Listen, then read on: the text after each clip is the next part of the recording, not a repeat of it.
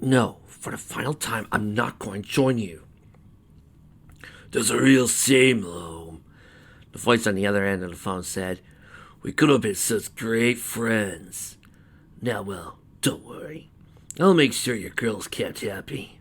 Tell me, she go all night? Sable gripped the phone receiver so hard he could hear the plastic cracking from the stress. You take one step near Tia, and I won't be responsible for what happens next. Do you understand me? Don't worry, Loam. We'll make sure you get a decent burial. Least I could do for a fellow operator. And after I'm done decking your portal twat into forgetting about you, I'll make sure she knows how to smile again. The call immediately disconnected. It was everything Sable could do to set his cell phone down gently before hurling against the wall. Taking a deep breath, he stood up from his chair and went back to putting out the window barricades the school district had haphazardly sent for all schools in their purview. Wow, someone's being a slowpoke. Sable turned around and saw Sombra standing there in a t-shirt and jeans, carrying a tool bag. I already finished the next class over. I thought you'd be done with yours by now. Sorry. Got a call that kind of captured my attention. Yeah, I noticed. Sombra set his bag down on Sable's desk and picked up the phone. Our Casey clearly looked like it was broken. You and Tia having problems? He knew when he was caught. Ever since he found out that Celestia and Sombra were old friends, the latter had teased him about it relentlessly. Sort of. Some asshole's been harassing Tia and doing it just on this side of the law. He just called me and told me to dump her, or else he might find herself with a new dick inside her. Quote, unquote. Sombra winced. Yeah, that does sound nasty. Look, Sable, for what it's worth, I've known Tia since we were both teachers at Everfree Glades High. My wife is a good friend of hers as well, and call me Malden, but I've never seen her so happy as I have when she was with you. I'm not going to say anything like take care of her, because I know you will. All I'm going to say is that couples that go the distance are willing to be honest with one another about it, and always play for the same playbook. Don't worry, we do. Don't worry, we do. Another voice came from behind them. Both men turned around to see Celestia coming in. Pausing only to give her boyfriend a quick kiss, she put a sack down on one of the student's desk, pulled a sandwich out, handing it to her friend. This deli you recommended better be good, Sombra, she wondered. Come on, Tia. When have I ever steered you wrong? As he saved his sandwich, she said to Sombra, January 1991, for a few burgers, 2 blocks down to school. You said it was the best burger you ever had. As I recall, 5 of us ended up getting food poisoning, and Principal Starheart pretty freaked out about it. In my defense, I've only been there a couple of times, he pled. Okay, what about Crestline Diner, April 1993? When I just joined the faculty and when we went to go get lunch, you recommended a taco salad. She was sick for days, so she had to stay over at my place so I could look over her for the weekend. He groaned. Okay, so I wasn't best at choosing places back then. I promise, I have gotten better at it. Hey, Jersey Mike's is pretty decent. Okay, but if I get sick, she said, taking a bite of hers, you're gonna have to explain it to Sable. Of that I have no doubt, he said with a chuckle. Okay, so aside from playing delivery girl, what brings you here? She took another bite of her sandwich, quickly swallowing, said, Well, since the school year still hasn't officially started for faculty until next week, Waddle asked me as superintendent of the summer school system to check on the status of all the schools being designated as hurricane evacuation centers. Congrats on that. By the way, I know Waddle's doing it because he's grooming you for an assistant superintendent slot. Yeah, I kinda noticed. So, what's the other reason? Sable asked. Celestia bust. Knowing Tia, she probably was hoping you'd ditch your t-shirt and get to see her sweaty hunk of a man flex his muscles while putting up the storm barrier, Sombra said with a laugh. Celestia took a sip from her bottle of water. Hate you so much for that, she might snarled to Sombra.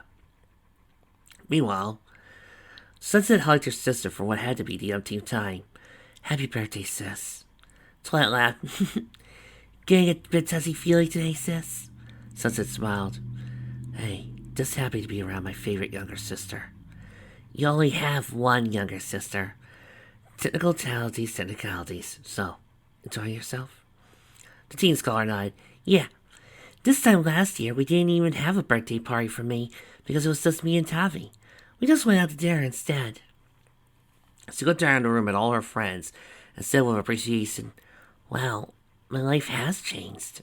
She looked back at Sunset and said, Still can't believe you did all this for me. Sunset shrugged. Well, I had some help. Nuh-uh, Pinky interjected. Usually I'm the party player, but Sunny insisted on playing yours because he said, and I quote, Pinky did an incredible imitation of her friend. She intoned, Twilight's my sister, and I don't want anything wrong for her special day. She said all that? Twilight asked. Girl, you should know by now that Sunny's serious. There's not much that gets in her way. Minnie went told Twilight. The guests had arrived just minutes before Octavia and Twilight got home.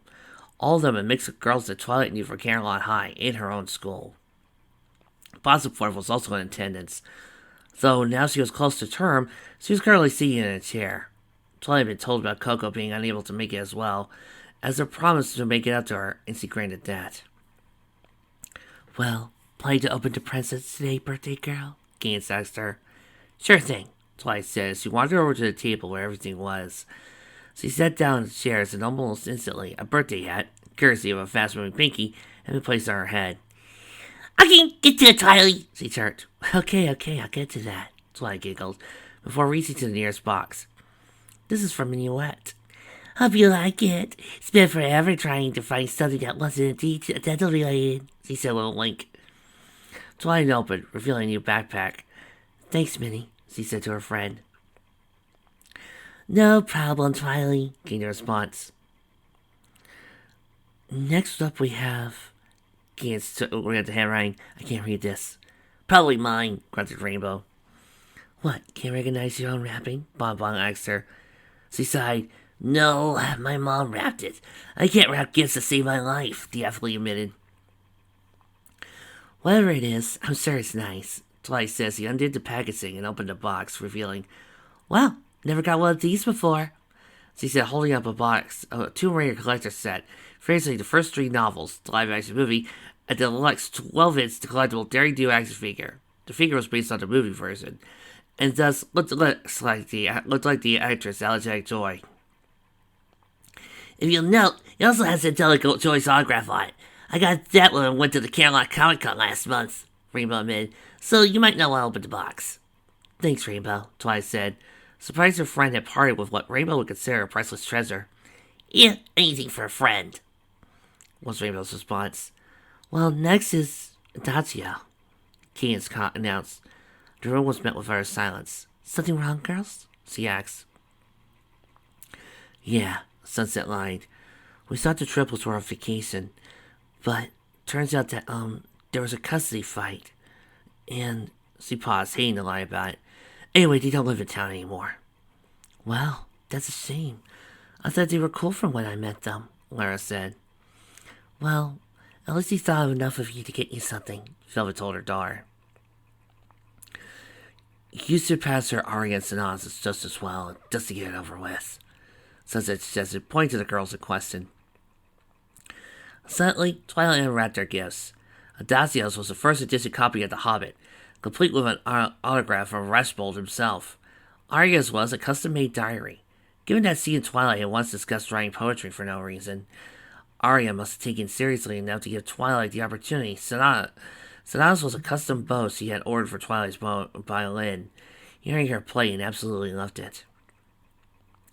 Twilight stared helplessly at the 3 treasures from her friends now gone. I miss them, she said to everyone. Fluttershy hugged her. We all do, Twilight. We all do. Come on, don't be a grumpy grumps, Pinky announced, passing Lyra's gift to Twilight. Here, I'll resist it to make sure you schedule an appointment for cult deprogramming. Lyra glared at the party girl. I hate you so much, you know that. Pinky in turn stuck a tongue at her. Twilight just ignored her friend's antics and opened up. Well, Lyra, really? She held up the book for everyone to see. Unicorns are real! A scientific study of the Elasmobitherium. Lyra brushed. I just thought you like a book of unicorns. Well, until real ones are found, that is. Lyra, just drop it, okay? Sunset asked. Sonny, I'm gonna make it my life's work to prove that unicorns, the true ones, are real, just once. Bonbon patted her girlfriend on the shoulder, then said to Twilight, Just open mind now so you can move past the humiliation. Twilight took a hint. A few seconds later, she revealed a polo shirt with brown tie-dye stains. Wow, this is beautiful, Bonnie. Where did you get it? My sister Burgundy does it as a hobby, and when I saw that you liked the one I wore, I knew I had to get you one. This one's special, because it's made from cocoa dyes from the batch of chocolate I made this morning. Really? Mila laughed softly. Chocolate has many uses. We only think of the ones that are cavity-inducing. Well, this one's from Rarity, Kane said as he passed her the next gift. I'm certain this one's will be less caloric. Well, of course so. I only use the best. Twilight opened it to reveal a set of bath oils and perfumes by Sandalwood Bath Essentials. Thanks, Twilight said, knowing how expensive these were. I use it after a trying day, Rarity explained. It's the best on the market. I'll let my friend Sandy know, Keynes commented. Her grandmother owns the company, and Sandy herself is named after her grandmother. Oh, really? Rarity asked. That's quite a fascinating to know. I suppose I should own stock in the company, given how much my mother, my sister, and I have posted those products. Well, this one's from Coco. That's the young girl who's at the door, right? Velvet asked. Apparently she couldn't come for some reason, but she was kind enough to bring you a gift. She's the one I'm looking after at school, Twilight explained to her mother. Opening up Coco's package, Twilight's mouth curled in an old surprise. Sitting in the box was half of a diamond-encrusted Friends Forever pendant necklace. The other half likely Coco herself. Well, Twilight was at a loss for words. Yeah, no kidding, Trixie commented. Well, I think my gift is next, so I hope you're not too disappointed. That cute, Keynes passed Twilight Trixie's gift. Wow, Twilight commented after unwrapping it. This is great, Trixie, thanks! Twilight held up a piece of amber, with an ancient flower fossilized within. To anyone else, it would have been blasé, but to the scientific-minded Twilight, it was truly a grand gift. Think nothing of it, Trixie said as she hugged Twilight. It was an item that accidentally sent to our store, but when I saw it, I thought of you, so I asked my mother to not send it back. Wow, Trixie, this is unusual for a fanfic. You're being really, you say the word nice and Trixie will let you have it! Well, back to the presents. This one's from Applejack, Keynes commented. Is there a reason you're playing Project MC? Octavia asked. Keynes looked at her evenly. I'm sure you don't want Twilight to go through a repeat of your birthday with what your grandfather got you. The team assistants nodded. Point made. Meanwhile, Twilight had uncovered a beautiful apple blossom festoon tea set. This is nice, AJ. Thanks. Applejack nodded. I asked Lycoris to have a custom molly for you. Monkey Pike usually doesn't carry custom tea sets, but for Molly, she was willing to go the extra mile. Thanks, I mean that. Twilight says she took the next gift. This one from Pinky. She opened up and grinned. Really? Pinky nodded enthusiastically. One night only, and the Center for the Arts. Really you wanted to go, so I got them. Where are they? Twig is to go see the Blue Man Group at the Equestria County C of A. Thanks, Pinky. Well, I guess Fluttershy's next. Keynes said, pointing to a rather sizable box that Twilight had actually got to get up to open. Well, she did, her jaw dropped. You didn't. Fluttershy blessed. I did. Sorry. Access to Dad's credit card and all that. Velvet looked on in astonishment.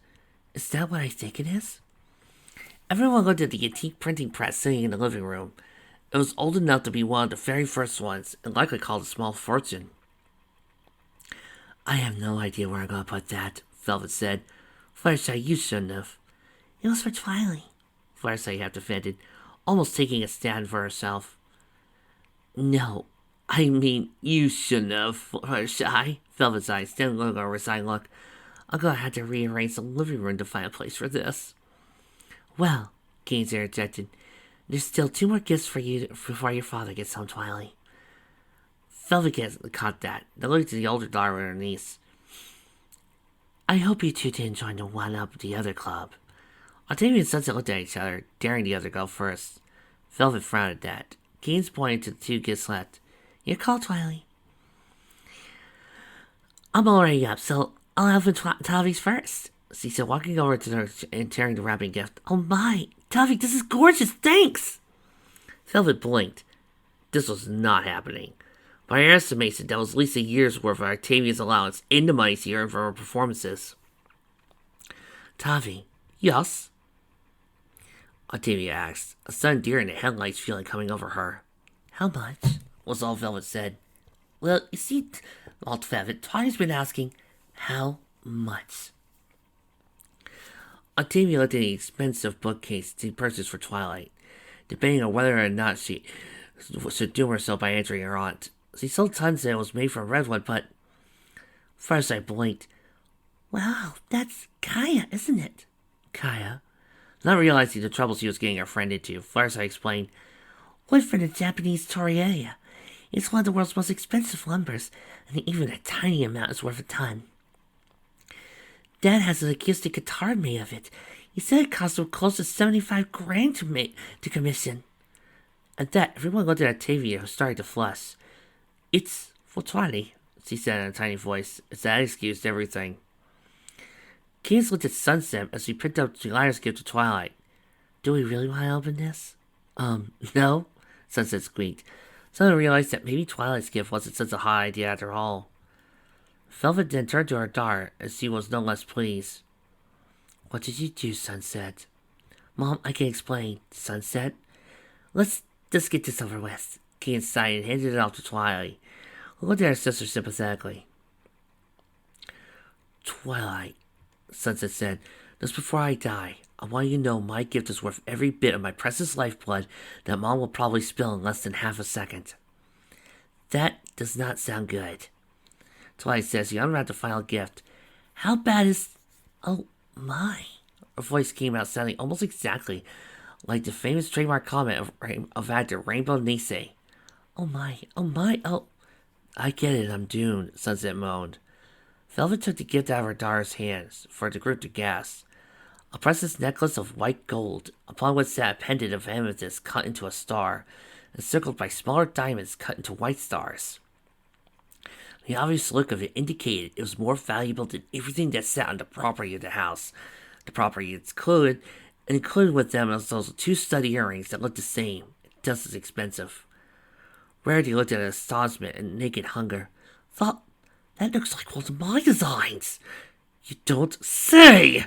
The flame-hair groaned, burying her face in her hands. Way to go, Twi. Get Rarity involved in it. Never mind that the Rarity I know probably has the same design instincts. Sunset, explain. Velvet's voice broke no argument. Mom, look, for one, it's legal.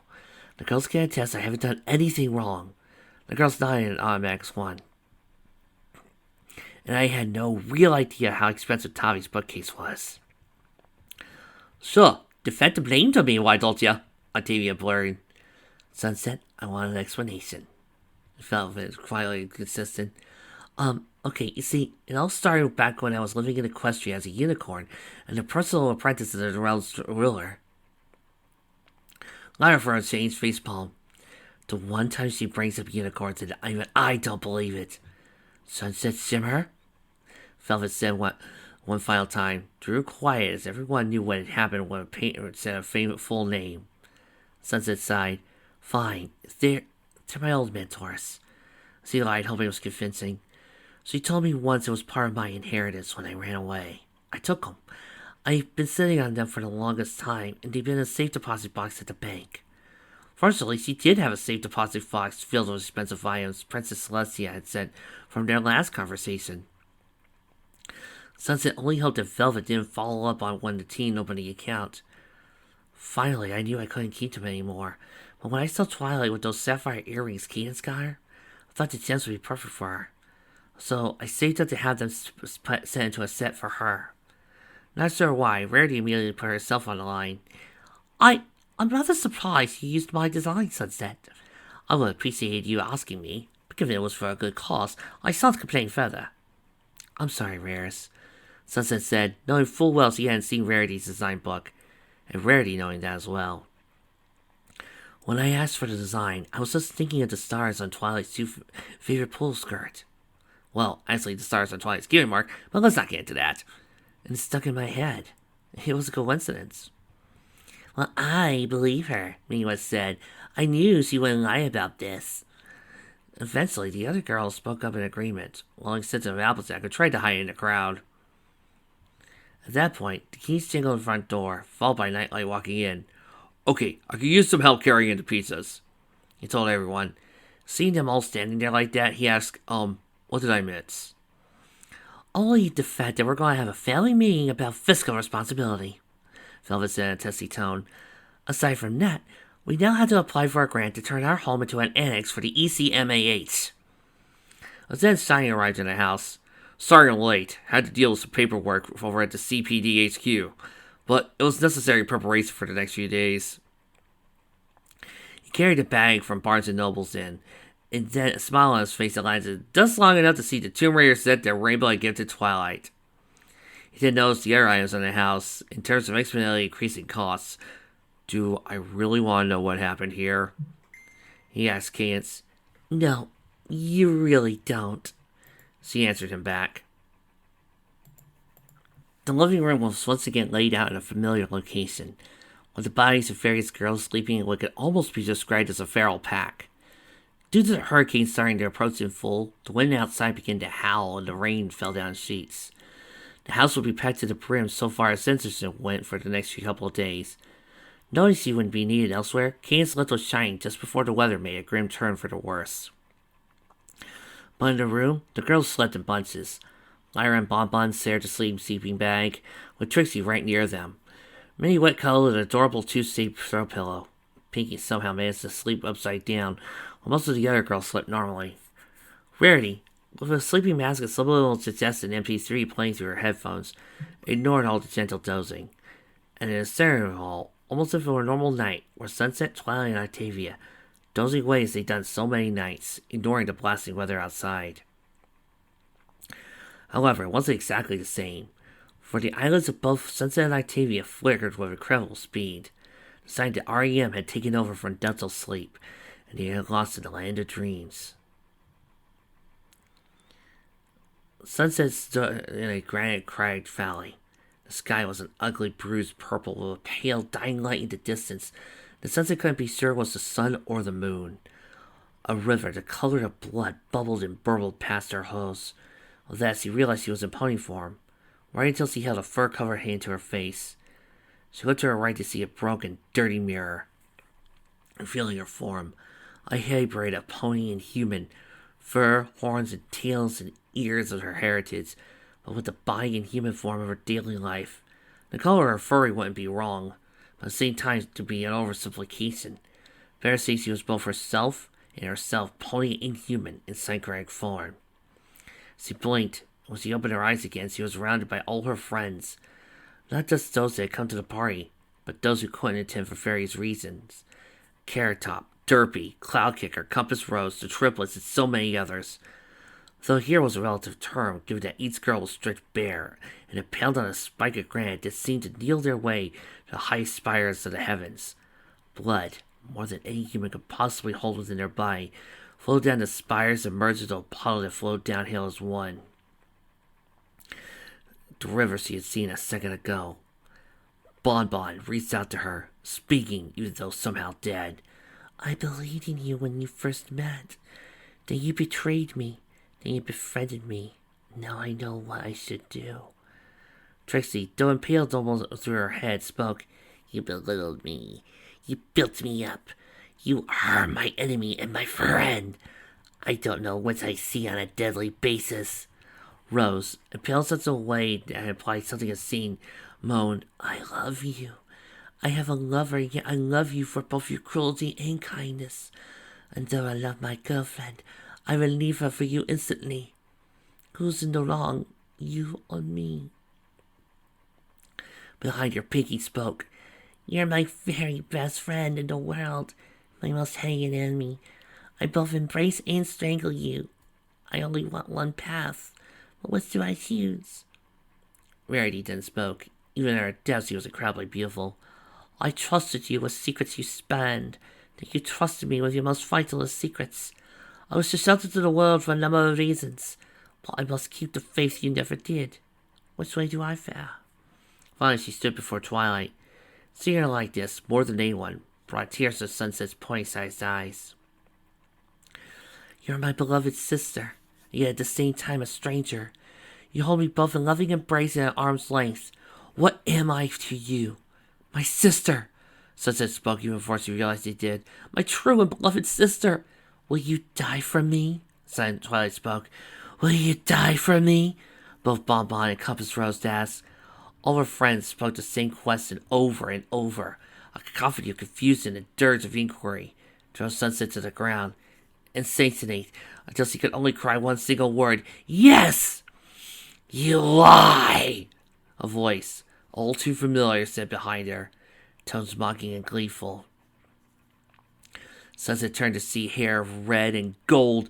Sunset woke up, in gasping of breath, sweat rolling down her face. She looked around to see all the others asleep. Just a bad dream, Sunset murmured. She got to get some water. Just a bad dream. It was a shame she didn't know she wasn't the only one going through that. Meanwhile, Octavia... Wait. I got a new complaint. Forever in debt to your priceless advice. The music, a song from a hard rock band from the 90s that Shiny listened to often, played over and over in the hallway. It was black, grimy, and cold, dotted with endless, stinky white doors. A perpetual draft blew through, making Octavia shiver to her core and scrunch down inward, wishing she had clothing on. She had seen a broken mirror and gazed at her visage. It was all she could do to prevent herself from screaming in horror. She was nude. It bled black from every possible orifice. Nose, eyes, mouth, under her fingernails. A steady torrent itself flowed from her sex, worse than a monthly issue, yet she felt no pain. Yet, where it flowed off, it burned great gouges to the ground, leaving behind a burbling hole, acrid smoke, and an unnatural, inaccessible stench. Seeking an escape, she opened the first door. In the door held Blue Blood, face covered in shards of glass, his face torn and battered, and blood spattered everywhere. I name thee Whore, he told her. Whore shall be your name evermore, for thou lust after thine own flesh and blood, wanting to take her maidenhood. Whore's what thou art, and what thou shalt ever be. She slammed the door in his face and ran down the hall, trying to blot out the maddening laughter as she left him behind. Some ways away, she opened the second door to see Final Scratch, standing there in the purest robes of white and silver. I need thee, whore, she spat. You outspurned my love and affections, and for what? So thou could lie unclean with thy cousin, with a girl thou canst sister? Whore I named thee, and her thou'lt always be. Octavia slammed the door, running as hard as he could from final screams of rage and accusation. Finally, she reached the end of the hallway and a single door there. The door was cleaner and brighter by far than all the others. Her eyes opened it. She reached for the doorknob and felt the brightness. The cleanness burned her harsher than any fire, yet she reached for the door. Behind the door was Twilight, dressed in a bridal gown of unspeakable beauty. She looked radiant and divine, and despite it all, Octavia cried tears of joy to see Twilight as this. Until there was a flash of red and gold. Twilight's bridal gown became a topless bustier, with the below parts that revealed all, especially her glistening maidenhood. Sister kissed sister, and hands groped and failed. I named thee late, Sunset said to Octavia, for she is mine, because you move too slow. I named thee nothing, Twilight spat, for my maidenhood belongs to my sister, not thee. Younger sister turned to older, moaning, Make me a woman. You shall be my woman. Sunset removed their clothes and sister led sister to a silken bed. You! Octavia snarled, filling herself with a righteous rage. Her eyes became pinpricks of blood red. The black ichor emanating from her became smoking trails of power, imbuing her with a terrible force. Leaving between the two sisters, Octavia took Sunset's head, slammed to the wall with a sickening crunch. She then threw to the floor and started choking the life out of her. Laughing maniacally, she roared how much he hated Sunset. I hate you, I hate you, I hate you, I hate you, I hate you, I hate you, I hate you, I hate you, I hate you, I hate you, I hate you, I hate you, I hate you. Octavia could feel her hands pressing down on Sunset's neck, close to snapping it. It was pleasure, almost a sensual release. Tavi, stop, please! A voice wheezed underneath her, and clarity came to the raven-haired teen's eyes as he realized who she was strangling. Twilight sparkled. Tavi! She barely had time to react before something slammed into her, sending her bowling into Trixie, Pinky, and Rainbow. Felt herself hoisted by her shirt. What the hell? Sunset looked at her, eyes filled with a mixture of surprise, worry, and anger. What were you doing? Behind Sunset, Twilight gasped for air, with Applejack and Lyra moving to her side to assist. What the hell just happened? Applejack gasped as the other girls got up. A second later, upstairs lights came on and Velvet looked down the stairs. Girls, what's going on? Everyone looked at Octavia, who did the only thing she could. Pushed past the aisle of them, running into her room and locking it, diving under the shade, shivering. I almost killed Twilight! I almost killed Twilight! No, her brain corrected. I wanted to kill Sunny, and that's the worst part. I wanted to kill her.